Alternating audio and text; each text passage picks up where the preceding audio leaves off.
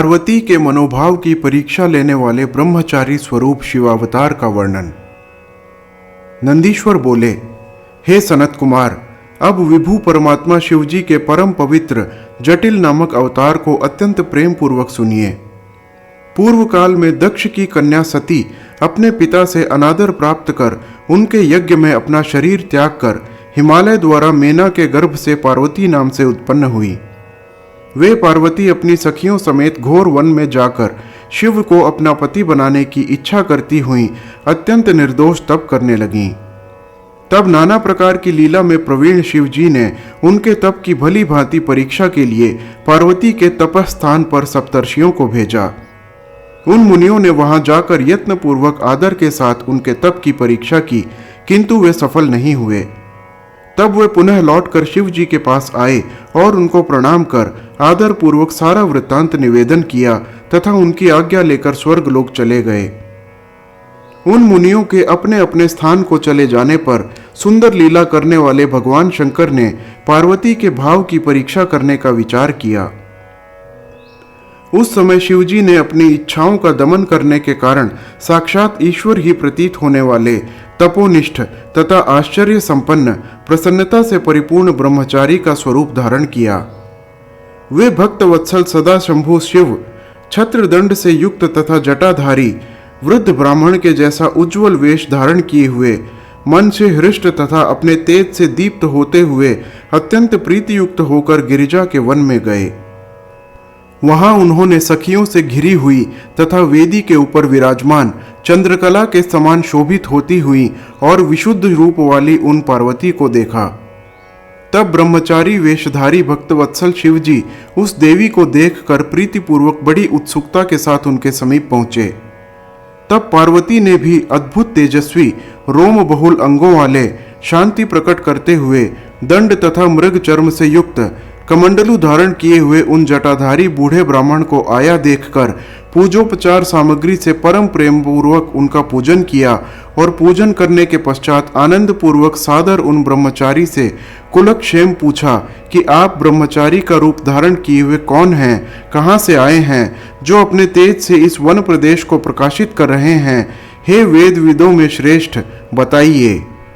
नंदीश्वर बोले, पार्वती के इस प्रकार पूछने पर उन ब्रह्मचारी द्विज ने पार्वती के भाव की परीक्षा करने की दृष्टि से प्रसन्न हो शीघ्रता से कहा। ब्रह्मचारी बोले, मैं अपनी इच्छानुसार इधर उधर भ्रमण करने वाला ब्रह्मचारी, द्विज तपस्वी तथा सबको सुख पहुंचाने वाला और दूसरों का उपकार करने वाला हूं, इसमें संशय नहीं। नंदीश्वर बोले, ऐसा कहकर वे भक्त वत्सल ब्रह्मचारी रूप शंकर अपना स्वरूप छिपाते हुए पार्वती के सन्निकट स्थित हो गए। ब्रह्मचारी बोले, हे महादेवी, मैं तुमसे क्या बताऊं, कुछ कहने योग्य नहीं है। मुझे जो कि अनर्थकारी और अत्यंत अशोभनीय कार्य दिखाई पड़ रहा है। तुम्हें समस्त सुखों की साधनभूत भोग सामग्री प्राप्त है, किंतु इन सभी प्रकार के भोगों के रहते हुए भी तुम इस नवीन युवावस्था में व्यर्थ कष्ट सहती हुई तप कर रही हो। तुम कौन हो, किसकी कन्या हो और इस निर्जन वन में प्रेतात्मा मुनियों के लिए भी कठिन यह तप क्यों कर रही हो? नंदीश्वर बोले, इस प्रकार की उनकी बात सुनकर परमेश्वरी पार्वती हंसकर प्रेम पूर्वक उन श्रेष्ठ ब्रह्मचारी से कहने लगी। पार्वती जी बोली, हे ब्रह्मचारिन, हे विप्र, हे मुने, आप मेरा सारा वृत्तांत सुनिए। इस समय मेरा जन्म भारतवर्ष में हिमालय के घर में हुआ है। मैं इसके पूर्व प्रजापति दक्ष के घर में जन्म लेकर सती नाम से शंकर जी की पत्नी थी। पति की निंदा करने वाले पिता दक्ष के द्वारा किए गए अपमान के कारण मैंने योग के द्वारा अपना शरीर त्याग दिया था। हे द्विज, इस जन्म में मैंने अपने पुण्य से शिव जी को प्राप्त किया था, किंतु वे कामदेव को भस्म कर मुझे त्याग कर चले गए हैं। शिव जी के चले जाने पर दुखान्वित तथा लज्जित होकर मैं पिता के घर से निकलकर गुरु के वचनानुसार संयत होकर तप करने के लिए यहाँ आई हूँ। हे ब्रह्मचारिन, मैंने मन, वाणी तथा कर्म से साक्षात शिव को पति रूप में भली भांति वर्ण किया है। मैं सत्य कहती हूँ, इसमें किंचित मात्र भी असत्य नहीं है। मैं जानती हूँ कि यह मेरे लिए दुर्लभ है और दुर्लभ वस्तु की प्राप्ति किस प्रकार होगी। फिर भी मैं अपने मन की उत्सुकता से इस समय तप में प्रवृत्त हूँ। मैं इंद्रादि प्रमुख देवताओं विष्णु तथा ब्रह्मा को भी छोड़कर केवल पिनाकपाणी भगवान शिव को वस्तुतः पति रूप में प्राप्त करना चाहती हूँ। नंदीश्वर बोले, हे मुने, पार्वती के इस निश्चय युक्त वचन को सुनकर उन जटाधारी रुद्र ने हंसते हुए यह वचन कहा। जटिल बोले, हे हिमाचल पुत्री, हे देवी, तुमने इस प्रकार का विचार क्यों किया है जो कि अन्य देवों को छोड़कर शिव के निमित्त अत्यधिक कठोर तप कर रही हो? मैं उन रुद्र को जानता हूँ। सुनो, मैं तुमको बता रहा हूँ। वे रुद्र बैल पर सवारी करने वाले, विकृत मन वाले तथा जटाजूट धारण करने वाले, सदा अकेले रहने वाले और विशेष रूप से वैरागी हैं। इसीलिए उन रुद्र में मन लगाना तुम्हारे लिए उचित नहीं है। हे देवी, तुम्हारा और शिव का रूप आदि परस्पर एक दूसरे के विरुद्ध है। मुझे तो यह अच्छा नहीं लग रहा है। अब तुम्हारी जैसी इच्छा हो वैसा करो।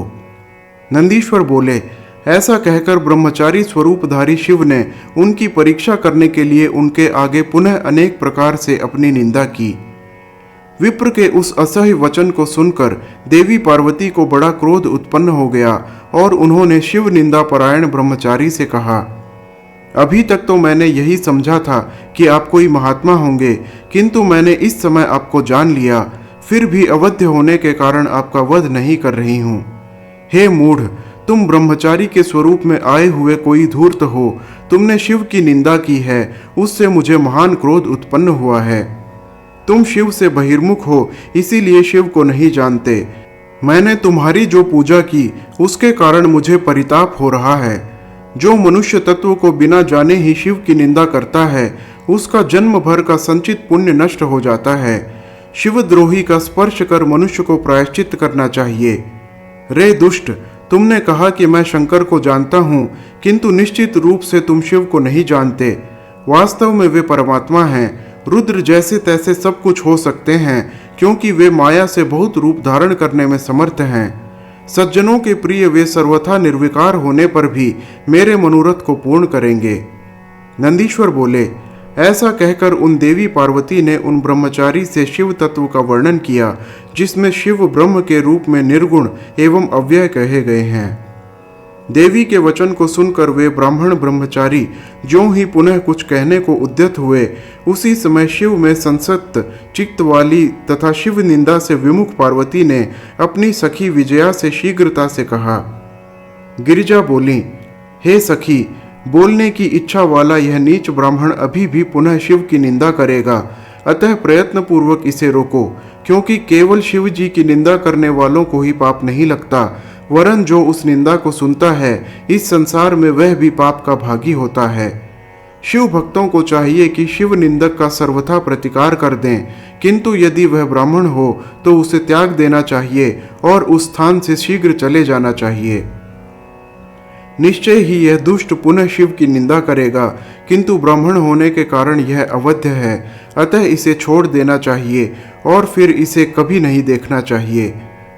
अब देर मत करो, शीघ्रता से इस स्थान को त्याग कर हम अन्यत्र चलेंगे, जिससे इस मूर्ख ब्राह्मण के साथ पुनः संभाषण न हो सके। नंदीश्वर बोले, हे मुने, इस प्रकार कहकर ज्यों ही पार्वती ने जाने हेतु पैर उठाया, त्यों ही साक्षात शिवजी ने स्वयं उनका वस्त्र पकड़ लिया। पार्वती शिवजी के जिस स्वरूप का ध्यान करती थीं, शिवजी ने वैसा ही दिव्य स्वरूप धारण कर शिवा को दिखाया और नीचे की ओर मुख की हुई उनसे कहा। शिवजी बोले, हे शिवे, तुम मुझे छोड़कर कहाँ जा रही हो? मैं किसी प्रकार तुम्हारा त्याग नहीं करूँगा। हे अनघे, मैंने तुम्हारी परीक्षा कर ली है, तुम मेरी दृढ़ भक्त हो। हे देवी, मैंने तुम्हारे भाव को जानने की इच्छा से ब्रह्मचारी के स्वरूप में तुम्हारे पास आकर अनेक प्रकार के वचन कहे। हे शिवे, मैं तुम्हारी इस दृढ़ भक्ति से विशेष रूप से प्रसन्न हूँ।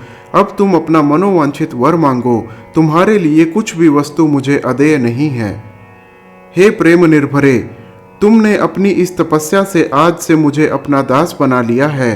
तुम्हारे सौंदर्य को बिना देखे मेरा एक एक क्षण युग के समान बीत रहा है। अब तुम लज्जा को त्यागो, क्योंकि तुम मेरी सनातन पत्नी हो। हे प्रिय, आओ, मैं तुम्हारे साथ शीघ्र ही कैलाश पर्वत पर चलता हूँ। देवेश के इस प्रकार कहने पर वे पार्वती अत्यंत प्रसन्न हो उठी और उनके तप करने का जो क्लेश था वह सब दूर हो गया। इसके बाद शिव के उस दिव्य रूप को देखकर प्रसन्न हुई पार्वती ने लज्जा से नीचे की ओर मुख कर लिया और वे प्रीतिपूर्वक कहने लगी। शिवा बोली, हे देवेश, यदि आप मुझ पर प्रसन्न हैं और मेरे ऊपर कृपा करना चाहते हैं तो हे देवेश, आप मेरे पति हों, ऐसा पार्वती ने शिव से कहा। नंदीश्वर बोले, उसके बाद वे शिव जी विधि विधान से पानी ग्रहण कर उनके साथ कैलाश पर चले गए और उन पार्वती ने उन्हें पति रूप में प्राप्त कर देवताओं का कार्य संपन्न किया। हे तात, इस प्रकार मैंने पार्वती के भाव की परीक्षा लेने वाले ब्रह्मचारी स्वरूप शिवावतार का वर्णन किया। मेरे द्वारा कहा गया यह आख्यान पवित्र तथा उत्तम है। जो इसे प्रेम पूर्वक सुनेगा वह सुखी होकर सद्गति प्राप्त कर लेगा। हर हर महादेव।